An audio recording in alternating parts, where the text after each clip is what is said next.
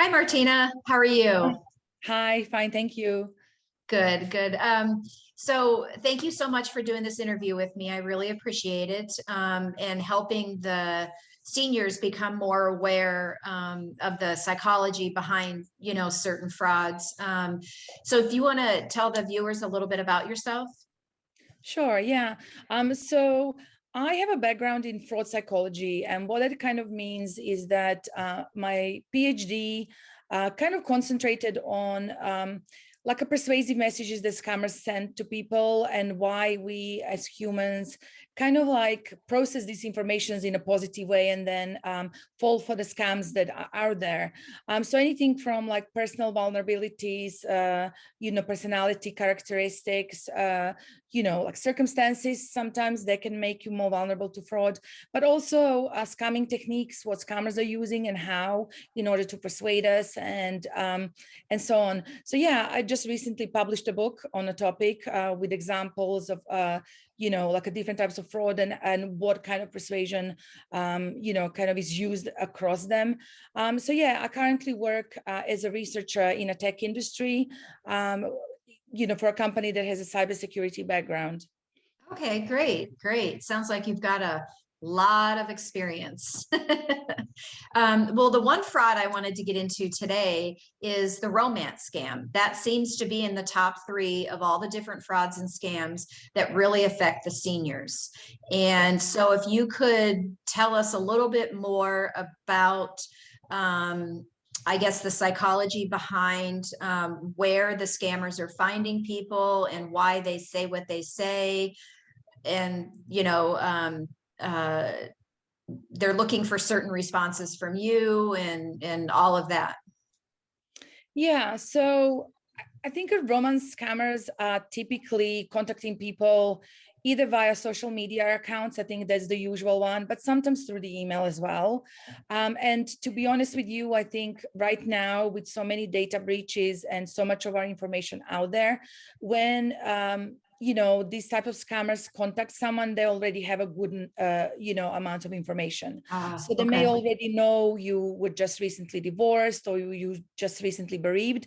Those are the types of kind of people that they target a lot, because you are in a kind of like a stage where you're looking for a partner. Right.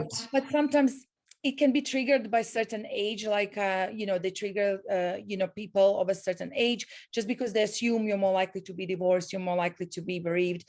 So it's kind of like even before they contact you, they kind of assuming something about you. Got it. And Okay. then yeah, and then when they contact you on social media, it's usually quite innocent.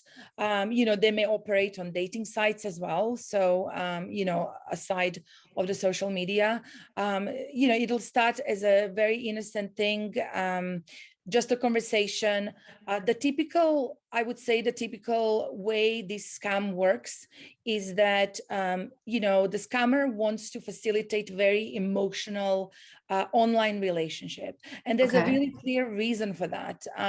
So typically when, the relationships that we kind of have online with people we've never met, we usually open up more, we usually share more details, and Right. sharing of those details, we become more involved emotionally. So Right. there's a Okay. very specific reason why a scammer will say, hey, I'm located in another country, I'm moving back soon.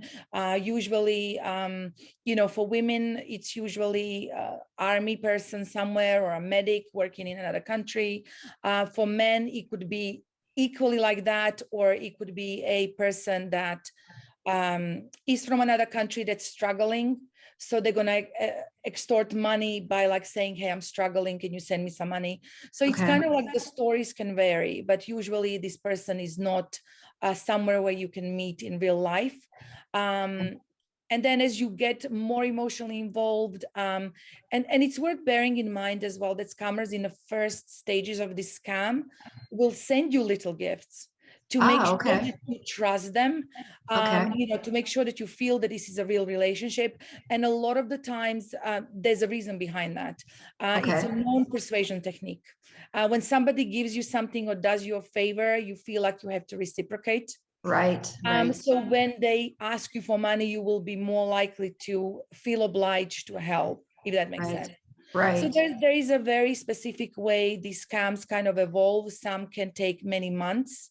By that time, the victim may feel they are very involved emotionally, and if they don't cooperate by giving money or helping the person, then a scammer may turn quite aggressive and Ah, threaten okay. to end the relationship.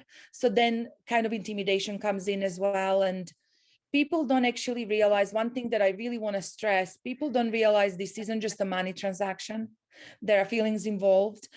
So, typically there will be a fear of losing that relationship if you're not going Right. along with another person, like demands. Right, right. And, especially the senior community, I'm getting close to being part of that community. And I know, growing up and the people that are older than I am growing up, you're always taught to treat people the way you want to be treated. And you're very trusting, because back then we didn't have all this internet and cell phones and things like that. So you're a lot more trusting, and you're philanthropic as well. And so is it usually the people that are the criminals trying to scam through the romance scams?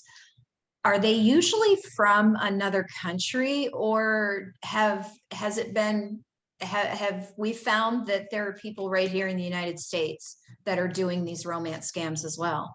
Yeah, like I don't know the statistics of that, but it's not always somebody who is in another country. Okay, They will just pretend they're in another country. And gotcha. they're, sometimes, I mean, I have had, I'm now in that age group where I'm getting a lot of interest from romance scammers, and I'm getting a lot of WhatsApp messages. I use Ah, WhatsApp to okay. keep in touch with my dad who's abroad and so on, and my friends, and I get a lot of WhatsApp messages, and typically they are, sometimes there are, US numbers, but they're Okay. telling me they're based somewhere else.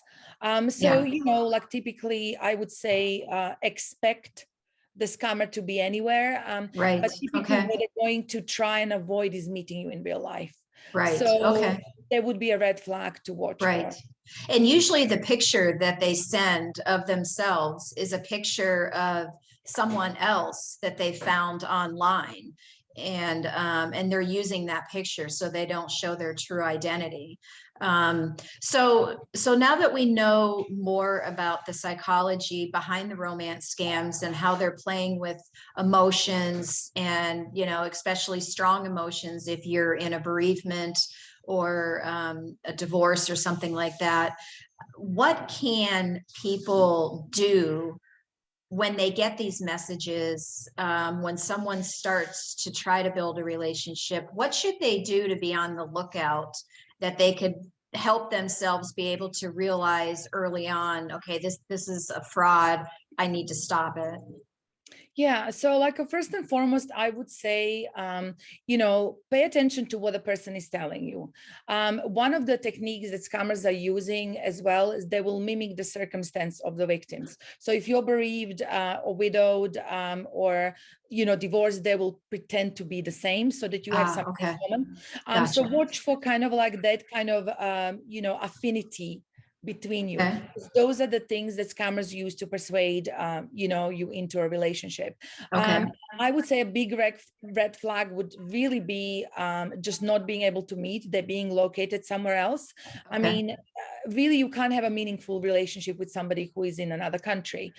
Maybe very early on when you established a little bit of communication online, and I'm saying couple of emails just to exchange a couple of things, and just like meet for coffee. I remember when I was dating, which was a while ago, I would just insist on going for a quick coffee date, where you can meet and really understand who this person is, because a lot of the times online, even if somebody's not scamming you, you have this picture in your mind of the person and what they like, right? Right. And Right. you Yeah. can build up this person in a way that doesn't mimic real life. So I would say just escalate to a meeting.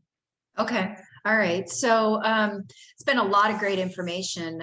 Some things that people need to watch out for is when, all of a sudden getting that request for a friend, or even on the online games that you play, somebody wants to play these games and starts communications and conversations and wants to be your friend, just be very wary that you've not met this person in real life. And you want to keep all of your personal information confidential. Don't give any of that up to somebody that you've met online. And then, like you said, if it's only been online, try to do a Zoom or some sort of meeting like that where you could see the person. Hopefully they would be able to be on the video, but the best case would be able to say, we need to meet in person and really know that this person is who they say they are, and not really go deep into a relationship until you have met that person in person. So that's a lot of great information. Martina, I really thank you for taking the time to do this interview, and I'd like to do some more with you in the future, and maybe we can talk about psychology behind some of the other frauds that are out there, if that works with you. Okay, great. All right, thank you again.